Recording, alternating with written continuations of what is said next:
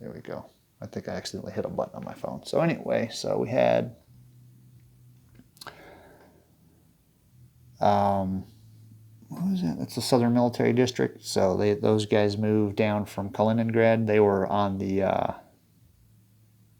strategic map, and they've now have moved them onto the operational map. So they moved down to here, so you can see, you can kind of trace where they went, and then we stopped here. And when they first moved, I think the only unit was that headquarters. So the intent was to try to take out that headquarters, right? Because it's important. Taking out headquarters is a big deal. So they initially moved to take out the headquarters. I think they did do some combat. They were unable to take out the headquarters.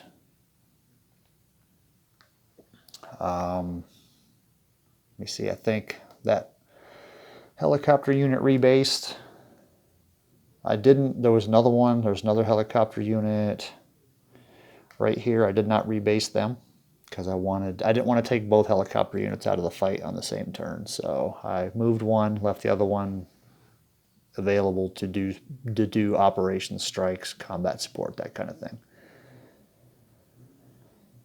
And then over here, this is just a big mess over here. By taking this bridge out and taking this bridge out, and then basically just stacking units here on this side of the river, it's really stopped the Russian advance. So, but you can see that from the Central Military District, some guys moved to try to get closer. Again, the goal is to eventually either break through here, which is getting a little bit more difficult as turns go by, or to possibly bridge somewhere across, that's the Wisla, probably the Wisla River. So that was the Russian movement. Let's go over to the strategic display. So we had these guys come in. These guys they're having a hard time clearing this, so I moved in some more units to help support that. Moved a mobile supply unit. Moved that division. I think that's an air assault division. Yeah, it's an air assault division. Move that supply. Move this entire stack of Western Military District. So there's some artillery, armor, stuff like that in there. And I think that's it as far as everything that went on during the Russian movement and combat phase. So then the Allies got to respond.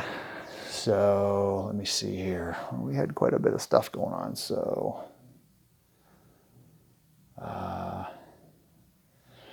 this, I don't remember what that is. I don't know if I think it's not Belgian. It might be Spanish. I think this is Spain. So these guys moved from Germany, and they helped reinforce that there. Let's see. We had some of these guys traded places. I think I moved out there was a unit that had a strike 2 marker that was here, so I moved him out and then just switched places with a fresh unit, which is that one right there, the blue one. So yeah, so there we go. That guy, fresh unit moved in, which is again stymieing the Russians. So had this mountain infantry, they moved in.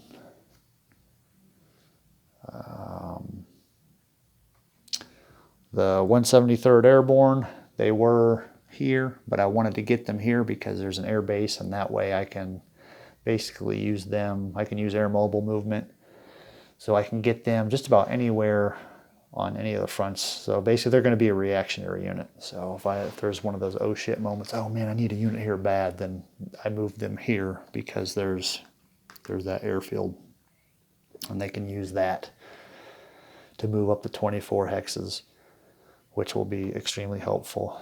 And then we've got 1st Brigade 82nd Airborne, and then I want to say this is Italian. So these Italians, they air assaulted from over here, kind of shore up this, and like, well, right now these units aren't going to be doing anything because they're doing a clearing operation, but eventually they'll be done with that. And so I want to go ahead and try to get units placed here with this river in the way, and hopefully stop all that, stop the Belarusians from moving west.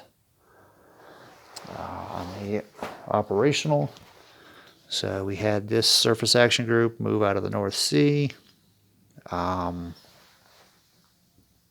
This right here is an amphibious group. All right, they were here. I want to move them.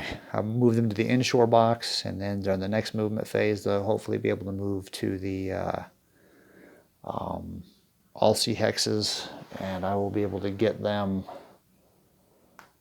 somewhere up here. You know, maybe do some kind of amphibious assault somewhere there. I don't know, but I wanted to get those Marines there. So it takes a long time to do naval movement if you want to do like an amphibious assault. So because this is contested, you know, you have to roll in the contested sea movement, and they could either have aborted the move or taken a strike one marker, so I need to get them in there. So I decided to take the strike one marker, which resulted in the loss of one of the Marine battalions. So that's as far as movement goes. And then what do we have next? We have the second strike phase. So strikes include missiles, they include airstrikes, what have you. So we used a stealth bomber to try and hit that headquarters right there. Again, they were unsuccessful. I don't know, all this technology, and you still can't, you know, put warheads on foreheads. It's terrible. So unsuccessful. So we had a B-2 bomber here. They were detected, unable to hit them during SAM fire, but they were able to reduce that headquarters, which was good. Let's see what else. Up here, I did a NATO cruise missile strike and managed to destroy the what port is that? It's in Kaliningrad, so they destroyed that port right there. So that will help us try to get control of the southern Baltic, because right now the Russians have control of the southern Baltic, and it's really slowing things down as far as trying to get units like the Marines, trying to get the Marines into the southern Baltic. All right, so we had a Soviet airstrike here. They were detected. SAM fire was ineffective. Pretty much neither side has interceptors left, so it basically left the door open for all, if you want to do airstrikes, let's do airstrikes, because neither side has interceptors left. So basically the only thing you have to worry about is getting attacked by surface-to-air missiles. So these guys were detected, SAM fire was ineffective, and we put a strike 2 marker on that top unit there. So the strike 2, I think, reduces the attack and defense by 2. It reduces the efficiency rating, and it might reduce the movement. Let's see what that does. So when I ground unit, a strike 2 is -2 to attack, -2 to defense, -2 to the movement allowance, and -2 to the efficiency rating. So, but these guys aren't going to do a whole lot. They're just holding. They're just basically a roadblock, right? We're trying to stop the Russian advance. So that was the whole purpose of them staying there. There was a Polish headquarters here. We targeted it with ballistic missiles and finally managed to take the headquarters that was there out. So that's a pretty big deal. So if there's a storm turn, of course the storms are going to affect both sides equally, but if there's a storm turn, these guys will probably be out of supply. So that's what this is. Basically destroyed that headquarters that was right there. We also sent in these guys to attack that mobile supply unit, and they were pretty much unsuccessful.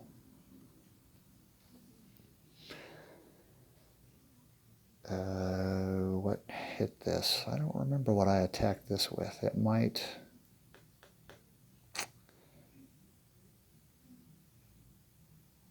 It was probably missiles again, but we managed to destroy that installation. So this helicopter had to rebase. B2, no, that B1 bomber reduced this headquarters. So we had a successful airstrike here. And of course up there in the northwest there was a successful U.S. airstrike, so that was good.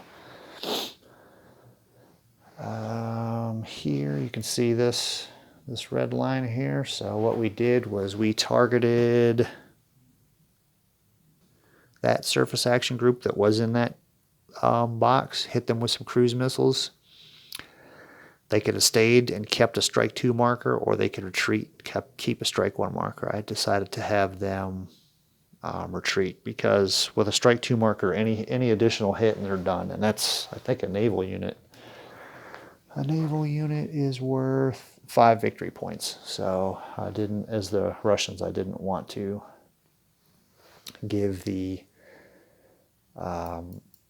NATO any victory points. They've actually gotten a couple this turn, so it's the first victory points that NATO has scored. I think they got 2. And that was when they destroyed the port in Kaliningrad. So finally got some points on the board. Oh yeah, and one more thing. Conducted some cyber warfare on the detection track. It was successful. So basically what the cyber warfare does is it reduces the detection by 2 just for that turn. So it's not like you're destroying the detection network, you're just kind of electronically interfering with it. So for the remainder of the turn, the Soviet detection is at a 5 instead of a 7, but that goes away at the end of the turn. So I did some cyber warfare and that was successful. So that's pretty much it through the initiative, move, and combat phase, the second strike phase, and the supply phase. All these orange units here, they were out of supply, and during the movement phase I moved this headquarters to where they could throw supply forward. So now there are no Russian units that are out of supply. And I think that's pretty much it. So everybody have an amazing day, and we'll catch you with the next update.